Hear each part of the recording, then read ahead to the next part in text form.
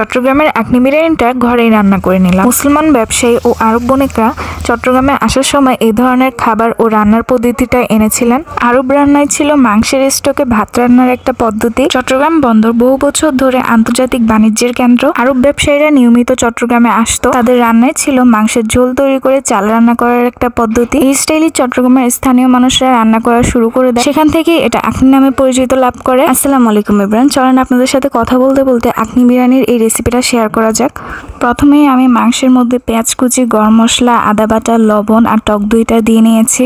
সাথে আরও দিচ্ছি ঝালের জন্য লাল মরিচের গুঁড়া, হলুদের গুঁড়া আর রসুন বাটা। এখন আস্তে আস্তে সব ধরনের বাটা মশলাগুলো দিয়ে নিব। পেঁয়াজ কুচির সাথে আমরা এখানে পেঁয়াজ বাটাটাও দিয়ে নিব।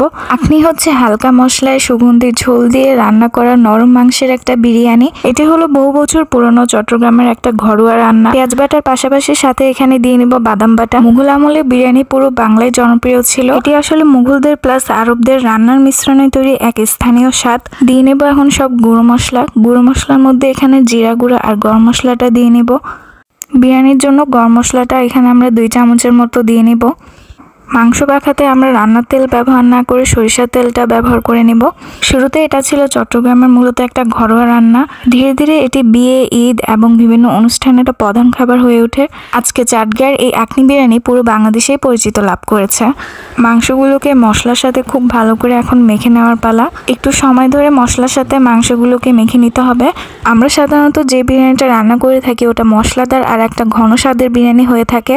আর আকনি বিরিয়ানি হলো হালকা ঝোল সুগন্ধি বিরিয়ানি। এর মধ্যে মাংসগুলোকে চুলার মধ্যে দিয়ে আমি রান্না করতে বসিয়ে দিয়েছি।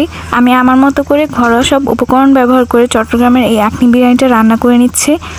ঝালের জন্য এখানে আমরা মরিচ ব্যবহার করব। মরিচের মধ্যে এখানে আমরা 2 রকমের মরিচ ব্যবহার করছি, কাঁচা মরিচ আর শুকনো মরিচ এখানে দিয়ে নেব আমরা। যার যার ঝাল টেস্ট অনুযায়ী আপনারা মরিচ দিয়ে নেবেন। এখানে মাংসটাকে এখন খুব ভালো করে কষিয়ে রান্না করে নেওয়া হচ্ছে। 2000-এর পর চট্টগ্রাম রেস্টুরেন্টগুলো আকনি বিরিয়ানি দেশব্যাপী পরিচিত করে। ঢাকা, সিলেট, কক্সবাজার এখন সব জায়গাতেই আকনির দোকান আছে। এখানে চাইলে আপনারা নারকেল বাটাটাও দিয়ে নিতে পারেন। বিরিয়ানিটা এখানে সাধারণত বাসমতি চাল বা সেদ্ধ চাল দিয়ে তৈরি করে নেওয়া হয়। চট্টগ্রামের রান্নাটা মেইনলি করা হয় এই সেদ্ধ চালটা দিয়ে। মাংসটাকে ভালোভাবে কষানোর ফলে এটি নরম ও রসালো হয়ে থাকে। এখন সেদ্ধ চাল আর মাংসটাকে খুব ভালো করে মিশিয়ে দমে রান্না করে নিতে হবে। এর আগে চালটাকে মশলার সাথে দিয়ে খুব ভালো করে একটু ভেজে নিতে হবে। এটি শুধু খাবার নয়, এটি চট্টগ্রামের ঐতিহ্য ও সংস্কৃতির একটা অংশ, যা চট্টগ্রামের মানুষেরা তাদের নানা উৎসবে আর উরুসের দিন এটা রান্না করে থাকেন। সাথে এখন পরিমাণ মতো পানি দিয়ে নিব। চাউলের জন্য আমরা স্বাদ মতো লবণটা দিয়ে নেব। লবণটা দিয়ে নাড়িয়ে আমরা এটাকে একটু দমে বসিয়ে দেব। দমের উপরে এখন আমরা দিয়ে নেব ঘি। ঘিয়ের জন্য এটা একটু সুগন্ধি হবে। দেখুন কালারটা কত সুন্দর এসেছে। ঘি দেওয়ার পর এখানে আপনারা গোলাপ জল বা কেওড়া জল 1 চামচের মতো দিয়ে নেবেন। কম মশলায় আর হালকা সুগন্ধি হলো আসল আকনির পরিচয়।